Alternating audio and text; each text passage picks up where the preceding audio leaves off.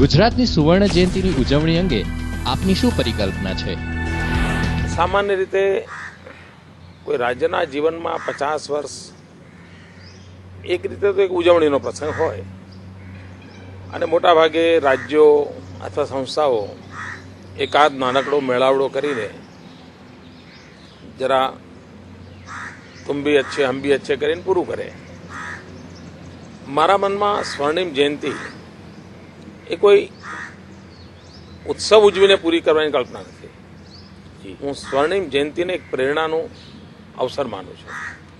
સમગ્ર 5.5 કરોડ ગુજરાતીઓના માટે પ્રેરણાનું કારણ બને. પ્રત્યેક ગુજરાતીના મનમાં ઈચ્છા થાય કે હું ભાઈ જ્યાં છું ત્યાંથી એક ડગલો આગળ ચાલું ગુજરાતના હિતમાં.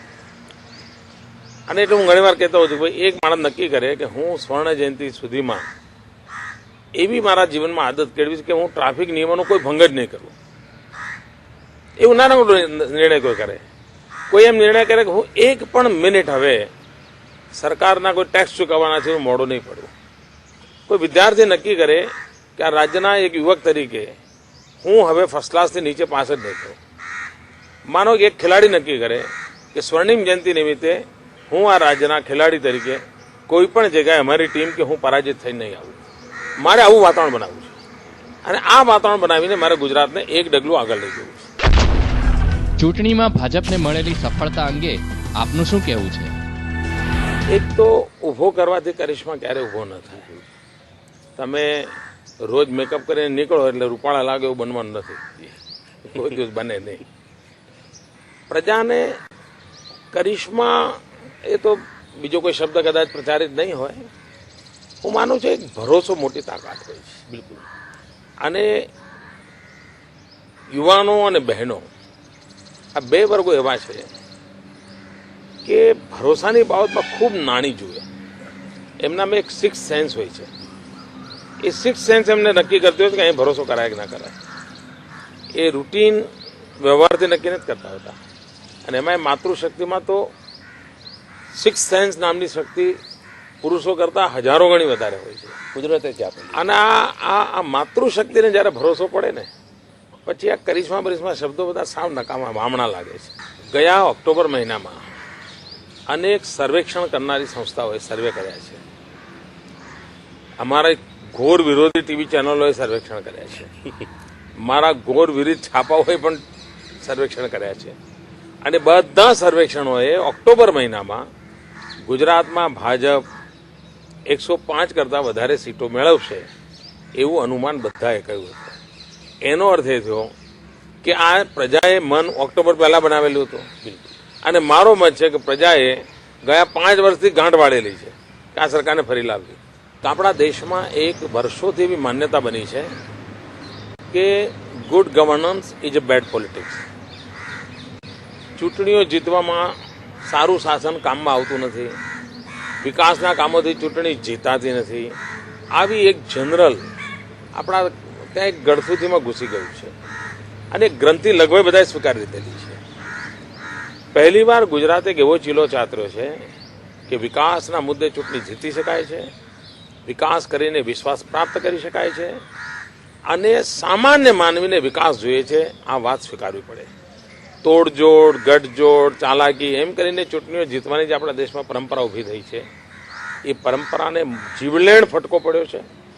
અને આ દેશના રાજનીતિક પક્ષોને, આ દેશની રાજ્ય સરકારોને અને ભવિષ્યમાં ભારત સરકારને પણ આ વાતને પર ધ્યાન કેન્દ્રિત કરવું જ પડશે કે પ્રજાને ગુડ ડિલિવર કર્યા વિના, પ્રજાને તમે લોલીપોપ પકડાવીને, જાતિગત સમીકરણો બેસાડીને, મસલ પાવરથી, મની પાવરથી દુનિયા તમારી ઊભી કરી લો એ લગભગ આજના યુગમાં સંભવ નહીં બને. અને આ વાત ગુજરાતે આ વાતને બળ આપ્યું છે. બીજો રાજકીય રીતે આની મોટી જે અસર યુપીએ સરકાર પર થવાની છે. કોંગ્રેસની શક્તિ તૂટી છે અને કોંગ્રેસની શક્તિ તૂટવાને કારણે યુપીએના જે પાર્ટનરો છે એની કિંમત માગશે. યુપીએના પાર્ટનરો વધારે દબાણ કરશે કોંગ્રેસ ઉપર અને જે દબાણ અલ્ટિમેટલી યુપીએના ગ્રાફને સતત ખાઈમાં લઈ જશે. નીચે તો ગયો છે પણ ખાઈમાં લઈ જશે.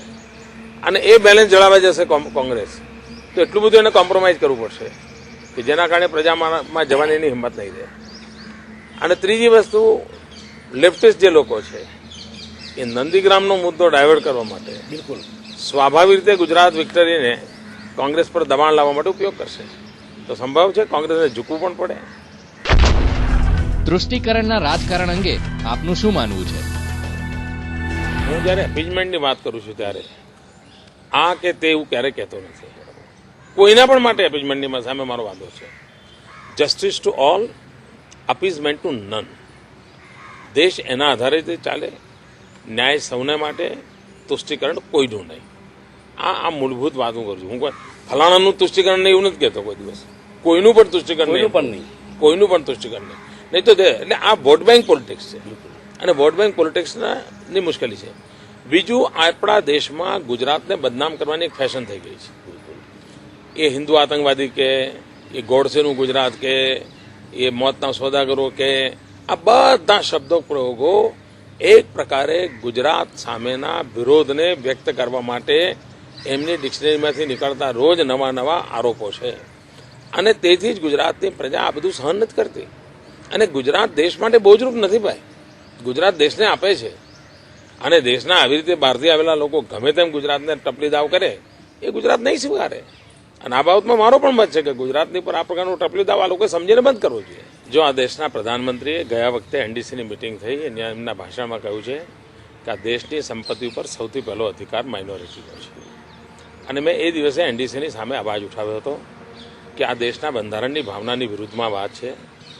આ દેશના સંપત્તિ ઉપર સૌથી પહેલો અધિકાર આ દેશના ગરીબોનો છે. અને જ્યારે તમે ગરીબો કહો ત્યારે એનો કોઈ સંપ્રદાય નથી હોતો અને ગરીબી કોઈ સંપ્રદાય જોઈને આવતી નથી. ગરીબી, બીમારી આ એને સંપ્રદાયના કંઈ આડાબંધો હોતા જ નથી. અને તેથી ભારત જેવા દેશે ગરીબીને ટાર્ગેટ કરવું જોઈએ, સાંપ્રદાયિક આધારે ન ચાલવું જોઈએ. કમનસીબે એક વર્ષ પછી આજે ફરી મિટિંગ થઈ અને પ્લાનિંગ કમિશનનું દસ્તાવેજ આવ્યો તો એમાં એ લોકોએ 15 મુદ્દાના કાર્યક્રમ સાથે કોમ્યુનલ બજેટિંગની વાત કરી છે. અને તેથી મેં મિટિંગની અંદર ઘોર વિરોધ કર્યો છે કે ગરીબીના આધારે નિર્ણય થવો જોઈએ.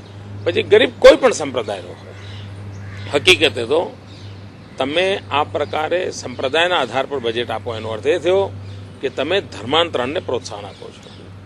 હવે કોઈનો પણ છોકરાને એડમિશન જોઈતું હોય અને હિન્દુ હોય ન મળતું હોય તો ધર્મ બદલે એટલે માઇનોરિટી કોટામાં આવી જાય. એનો અર્થ એ થયો કે અત્યાર સુધી આ દેશમાં ધર્માંતરણનું કામ વિદેશી શક્તિઓના માધ્યમથી થતું હતું. હવે ભારતની સરકારની તિજોરીના પૈસેથી ધર્માંતરણની પ્રક્રિયાને પ્રોત્સાહન મળશે. આ ખૂબ ગંભીર પ્રકારનો મામલો છે અને આ વોટ બેંકની રાજનીતિથી બચવું જોઈએ. કોંગ્રેસે પણ આ બધાથી બચીને દેશનું ભલું થાય એ દિશામાં જવું જોઈએ. અરે સત્તાઓ તો આવે ને જાય, પણ દેશને બરબાદ કરીને શું કરીશું? પણ અત્યારે સમજી શકતા નથી. આપના જીવન પર કયા વ્યક્તિ વિશેષનો પ્રભાવ પડ્યો છે? બે બાબતો છે. એક તો હું બચપણથી સ્વામી વિવેકાનંદને વાંચતો હતો અને બાય એન્ડ લાર્જ મારા મન પર વિવેકાનંદજીનું જીવન, એમના ઉદ્ગારો, કુલ મિલાકર કે દેશભક્તિ માટેની એમની એક લલક, આ ચીજો મને એકદમ પ્રભાવિત કરતી હતી. અને આરએસએસનું કામ કરતો હતો કે અમારે ત્યાં એક વકીલ સાહેબ હતા લક્ષ્મણરાવજી નામદાર કરીને પ્રચારક, હવે તેમનો સ્વર્ગવાસ થઈ ગયો. એમની સાથે ખૂબ નિકટ રહેવાનું થયું. એમનામાં અનેક શક્તિઓ, ગુણો હતા અને જેના કારણે સ્વાભાવિક એમનો પ્રભાવ મારા પર હોય, બહુ સ્વાભાવિક.